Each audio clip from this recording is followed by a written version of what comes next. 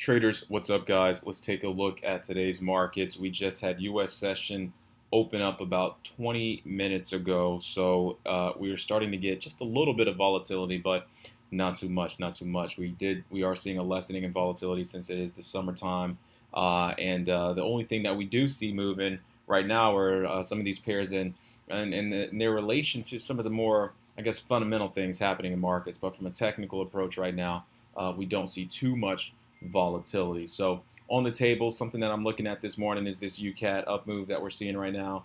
UCAT pushing higher from the $31.20s up into the $31.80s, so about a 50-point move.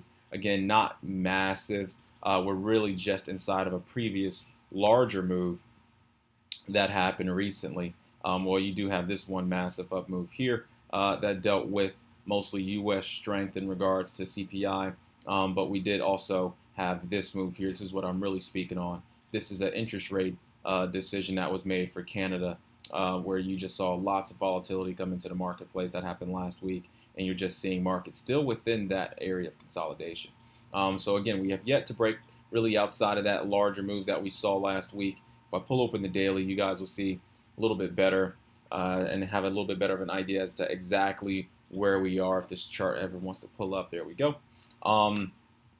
And so here we are right now. As you guys can see, we are sitting back down almost onto a previous high, but we're really just kind of in the midst of it, right? We're not quite there yet on that previous structural high, and we're not at the previous high created when that U.S. dollar strength came into the fray in May and in April, right? So right now, markets pretty interesting how they're somewhat coming together.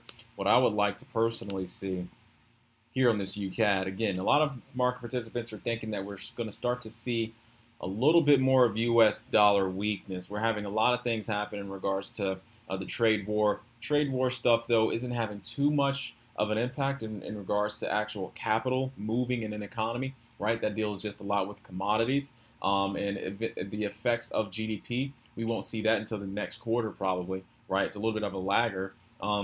So in the near term, we're not seeing too much volatility based off of the trade relationship thing happening with China and the U.S. We also just cracked down on tariffs with Canada, their lumber tariffs, so that's pretty interesting. You're seeing an uptick in public lumber companies in the U.S. market, and I'm sure we're going to slam Mexico with something if we already haven't by now pretty soon. So in relation to that, Canada's lumber market is quite massive. It's their second largest, I think their third largest market. Obviously, the top two are oil and car manufacturing. That third one is going to be lumber. We may see that eventually, again, have some ties back to GDP, a slowing of productivity that maybe makes it so that this Canada starts to slide off a bit. But outside of that, I really need to go to a monthly to really establish and see exactly where we are. Here we are on the monthly time frame. 2017, pretty tied up, right? We consolidated for quite some time, and now we're getting a nice little U.S. dollar up move. Now, again, I do think in the long term, we will start to see the U.S. dollar just pull back just a bit, but in relation to this Canadian dollar, we might just start to see a lot of consolidation because I don't think the Canadian dollar is about to get that much stronger either. We're going to have to go to some of the more, to different pairs to get that compare and contrast of weakness and strength. Here, I just kind of see markets potentially consolidating for a while. If anything, pulling back down and giving us a solid retest onto the $30s. That's something that I do want to keep an eye on. We saw a pretty massive sell-off that happened earlier in this quarter in regards to markets going from the 33 highs and selling all the way back down to the 31s. We did catch a little bit of a structural move here at this previous high that was formed back in March. We do see markets reacting to that price area.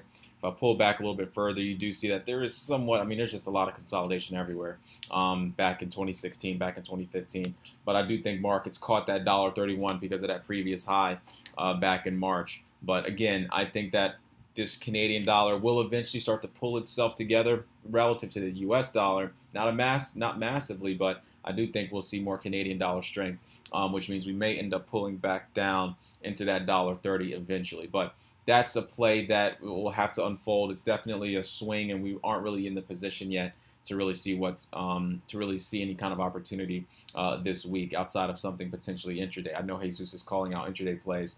We can see those all day, but from a swing perspective, where this thing can end up going, it's going to take some time to formulate, but I think back down to the $30s will look pretty good. Now, I do want to talk about the GBP real quick, just because I have some pretty good ideas as to what's going on with this bad boy. So GBP, we're seeing some interesting things in regards to their unemployment. Their unemployment is at 4.2, but their jobless rate, basically the amount of vacancies available, is dramatically higher. There was 2,500 expected applicants in terms of, hey, I'm not employed. There were 7,500 applicants, right? So that is monstrously higher than what was expected. This is why we think that we're starting to see a little bit of a GBP weakness today. As you guys can see, we're down 0.58 on the day in relation to the US dollar. If I pull over and show you guys the exotics really quickly, you guys will see that relative to most of the other pairs, you will see some GBP weakness. So here you got the Euro GBP. Euro GBP looking like it's about to potentially break this high here, right? You got the GBP AUD, a play that we were looking at a while back, and I think we're going to end up getting what we expected this GBP AUD to do, which was to eventually sell off. So this is something that I'm looking at. I would like to see eventually a break of this lower structure here. That's something that'll be pretty interesting. Only thing I hate about that play is the Chinese tariff deal happening with Australia right now. And the reason why this is at 0.17 is because there's weakness coming in Australia, and there's weakness coming in for the pound, right? China is Australia's biggest trading partner. China is also New Zealand's biggest trading partner, next to Australia, of course. And again, anything happening in China is definitely going to have some massive effects over here in Australia as well. So if we can get that weakness to come out of Australia, if we can get any kind of slowdown of this trade war, which it doesn't seem like is going to freaking happen, maybe we will start to see a little bit of a little less Aussie weakness. But if that's not the case, folks, then we're going to stay stuck, or this pound is going to start to rally, and we will hold this level and break up into structure here. But outside of that, GBP CHF, you guys can see 0.60 on the day. We're getting a massive amount of weakness relative to the CHF here. Now, CHF is having a decent day, but you guys can see it's not a 0.6 day. Now here also GBP JPY. JPY again gaining a little bit of strength relative to that pound. So we are seeing pound weakness across the board. Finally, GBP CAD. Again, you guys just saw that relative to the US dollar. Canada not performing so well. Well, here it's interesting. You're seeing Canada perform well relative to the GBP. And again, that's just because we're getting some pound weakness. So that report that came out earlier is quite damaging for the pound. We also do have Theresa May potentially going to lose her seat. She's not doing too well with the Brexit negotiations. She just lost a majority lead for the Conservative Party. So what she wants in regards to Brexit is it doesn't look like it's going to pan out the way she initially thought. So again, all that weighing in on the currency at the moment, again, this is short term. This is short term, right? We're not seeing too much damage that really is coming in because of the Brexit situation. 2018, we haven't seen another massive 400, 500 pip sell-off in regards to this Brexit situation. So I think there's still potential room to run in terms of Brexit weakness coming into the picture, especially if we look at, again, let's go to the GBP CAD. It's fine to look at this structure here. Here's Brexit back in 2016. Well, again, look, we still have a massive amount of sell side that's possible. If Brexit is what Brexit is going to be, well, then we still have a lot more downside, because all of this downside was priced in because of Brexit, whether it was this larger candle here, and then whether it was the Article 50 formation that happened again, that put us to our low, and we've maintained that low since then. Well, all that means is fully priced in Brexit not doing too well means that we still have a lot of opportunity to continue seeing this market sell off. All right, so that is interesting. Want to pull over and lastly touch on the NZD because the NZD is something that I do want to sell off. Let me pull open here. The only problem is NZD has been hammering sell side lately because of the things happening with this China trade war stuff. Same thing with Australia. Australia not doing too well because of the China trade war things. Pretty interesting stuff. If I pull open the weekly, you guys will notice on a weekly perspective since April, we see a massive sell side coming into the marketplace. Now, again, a lot of that dealt with US dollar strength, but not to the point at which we see markets selling off, 700 points. I don't think the US dollar gained 700 points against any other pair besides the NZD and the Australian dollar. And that's mainly because, again, the China trade war stuff has weighed on these currencies, selling them off probably about 2%. So we've seen an extra 200 pips, maybe up to 300 pips, that has allowed for this market to get to the point to where it's at right now, which is the 0.67. So will we see a rally here? We are noticing that there's a massive amount of structure down here in these lows. Boom, 2016, another structural hit here in April, another structural hit here in November, and we're back at this price level, right? So again, it's a little scary to start selling here, but remember, a lot of this, you want to price this in as US dollar strength.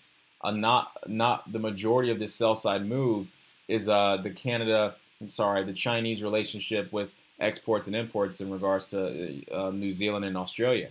So there is still more sell side potential. We could see this thing sell back off to the $1.66s, and that's something that I'm looking for. So if we pull back down to the weekly, what I want to show you guys is basically, hey, any kind of touches back down onto this $1.6750s. Well, look, I would honestly like to start throwing that thing short. It would be nice to get a pullback entry, maybe around the 69s, but I don't know if we'll get to that point. Let's keep an eye out on the China trade war things. Let's keep an eye out on the U.S. dollar in regards to its numbers. We had a retail sales number that came out yesterday. Markets barely move. A lot of people are attributing that to just the summertime blues, markets not being very momentous. So again, if we keep an eye on the two catalysts that we know have driven markets down to this point, well, we can start evaluating if those situations worsen, we should see more sell side moves. If those situations reverse, then we will see a push back up into structure, and we'll be able to play that here from a technical perspective, whether it's a breakout or a break up into this price layer area, and we're looking to take this thing back up into the 69s, start making breakout sell side from the 6750s back down into structure. We'll just have to see how the fundamentals play out. All right, so that's the swing trading perspective. Jesus just called something out for the JPY. That's something I'm probably going to play as well. It looked like a good position to me. If you guys got any questions, please let me know. Excited for this week, folks. Let's see what we get.